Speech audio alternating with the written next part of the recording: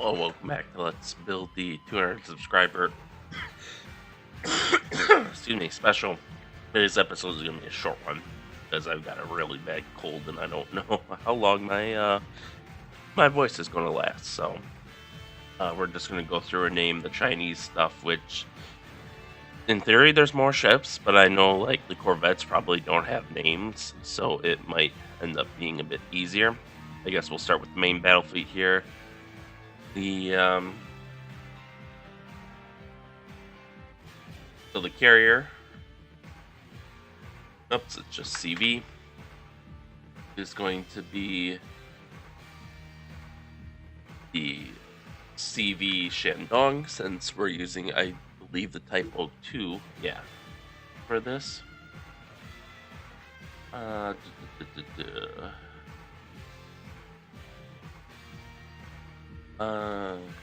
Okay, then for class name type, is it O2? I thought it was, yeah, O2. CV. I think that's how I had it, set up here. And it looks like we do have groups, so it's just acting a little differently than I'm used to. Alright, formation editor, or not. Because there it recognizes it as a group, but then if I go here, DVN80 Enterprise class, okay. Alright, I just want to make sure I'm being consistent with my naming scheme here.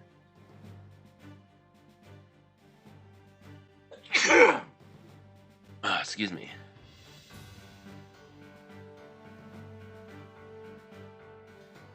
There we go. So now we're just being consistent. So I think we have. Let's start with the major surface combatants. So Type 55. Just looking at the ships already produced and that are known to be in production. Looks like the newest one is the Xianyang. So let's rename that. CG Xianyang. That is going to be Zheng He class. I think. Is that? I think it's. They call it the Zheng He class. We call it Ren Hai class, I want to say. Just trying to find. Yeah, it doesn't show up in Wikipedia, which is my other source for this. But I've seen it most commonly called the Ren Hai class, so I think we are just going to stick with that classification for now.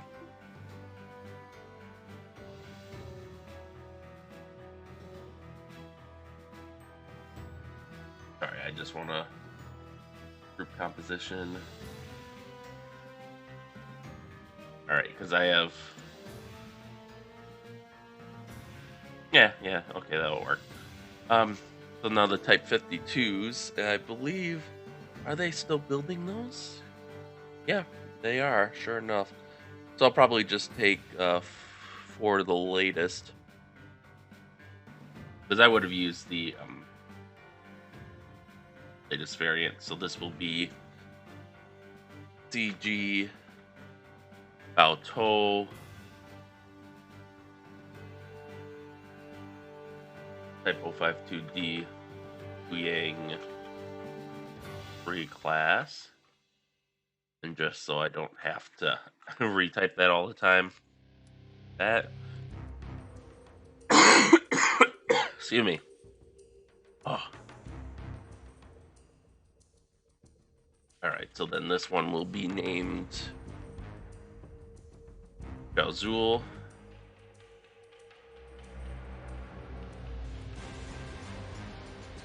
Actually, no. You know what? I'm calling these the wrong things. These are more equivalent to destroyers.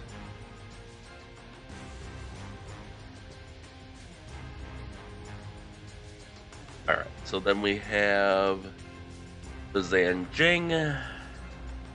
And these names are all in service because they're, obviously we don't know what the Chinese have announced for, their next gen stuff.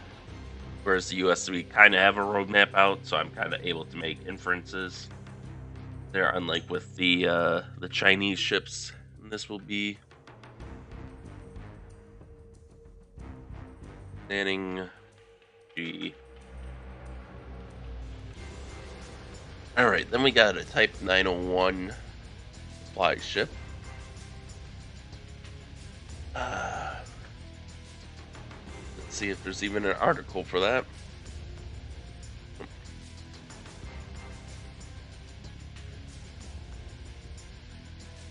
Alright, they have two, the Jiganu and the Hulunu.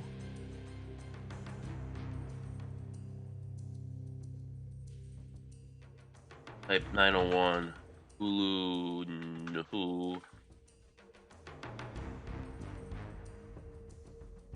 They only have two of these. Because, well, we used to have 4 supply class ships, but I think at least some are with the that semi-civilian arm of the Navy, Navy Maritime Command or whatever. I forget what it's called. I can't think today. My cold is really bad. We'll call it the Chiganu AOE. So that should take care. And of course, I mess it up halfway through.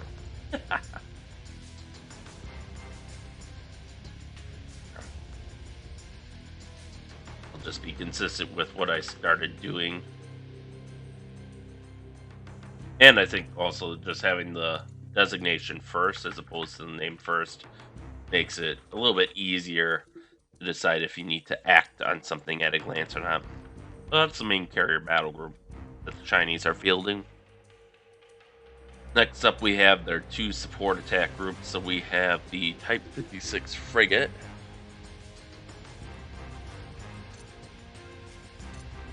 Type 056. Jingdao? Okay. Some class it as a corvette, some as a frigate. Or did I just... No, it's... Okay, no, it's a corvette here too. Alright.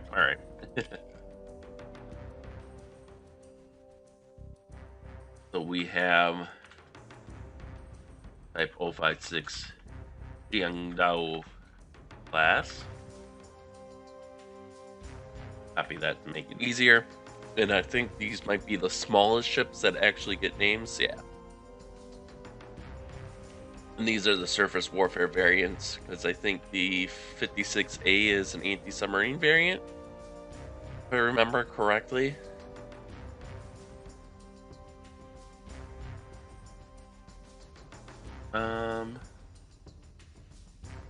F-A-2 Bingbao. Excuse me. Okay, yeah. I see this name is from the original Type 56 list, so we'll take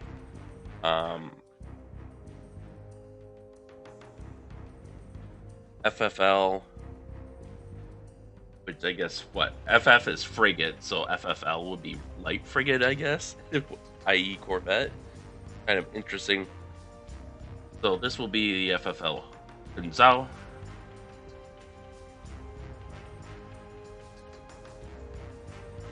And then we have our other group somewhere. There it is. And one other thing I want to mention too. Okay, this will be FFL. Oops, wrong class. Gunzhou. One other thing I want to mention is I did go through the overall map too.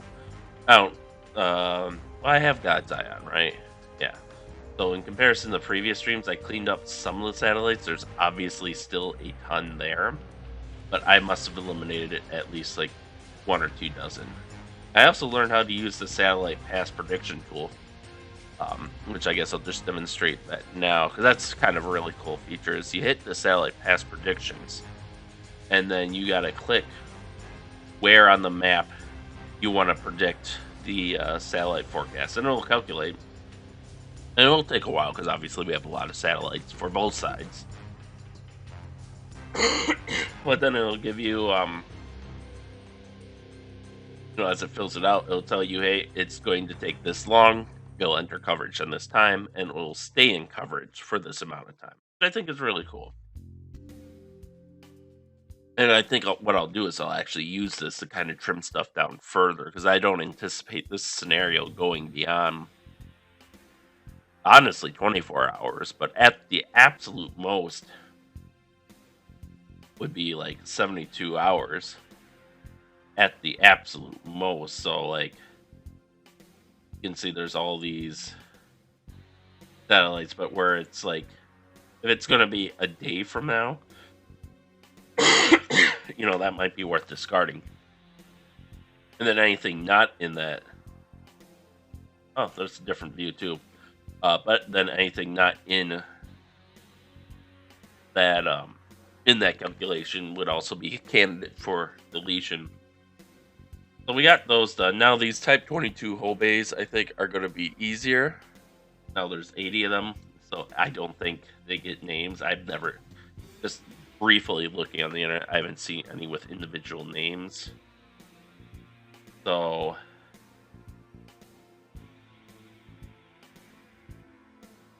what I'll probably do is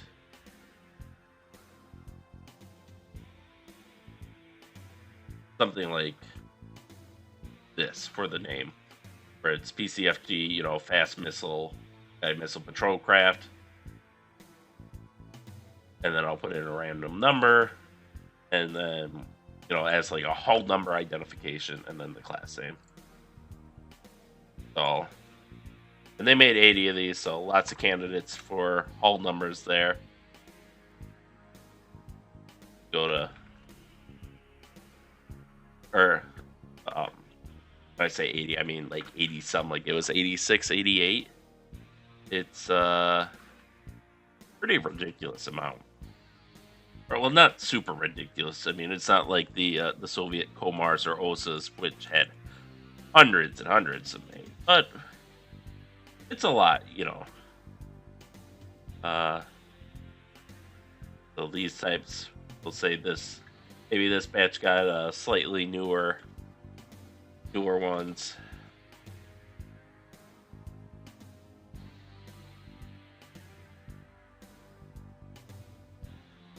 Actually, was it 80 or was it 60? Now I gotta check to make sure I'm not going crazy from my gold.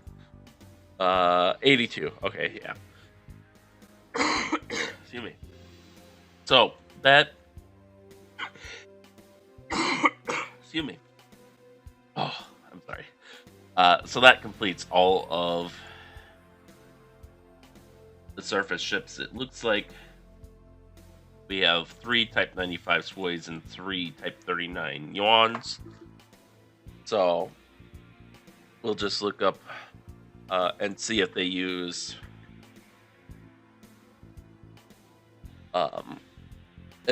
like hull symbols, or if they actually give them names. And I'm not seeing a list of names, but then again, they might be more secretive than the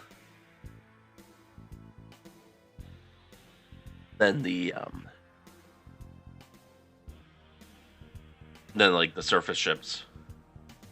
So we're gonna say, okay, there's 17 active. How many are with? How many does China themselves have?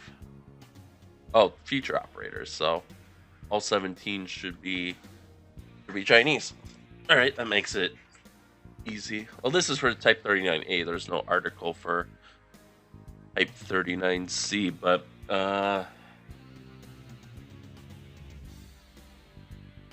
we will do something similar. So this is going to be an SSK. I believe these are conventionally powered. Yeah, diesel electric, 1 shaft AIP.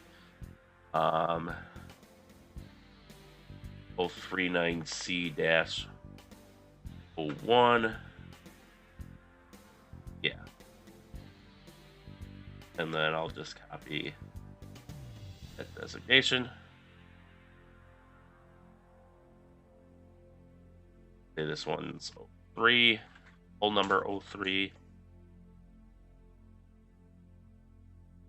And we can say this one's hull number 5. So then that leaves the 3 Type 95 SWIs, which I believe are nuclear powered.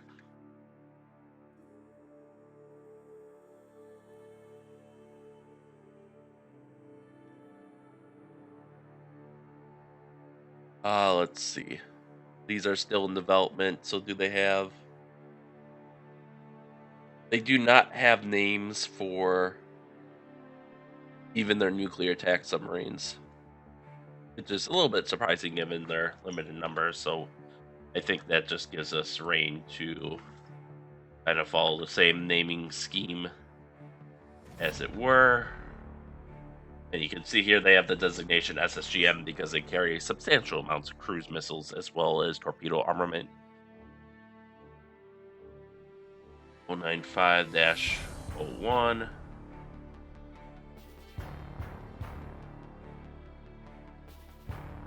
And then we can follow the same naming scheme here. We can say this one is 4 and 6. So that's it. That's the names for the Chinese side. I will say just some other things I want to briefly cover just to kind of pad out this episode. Well, my voice is still alive.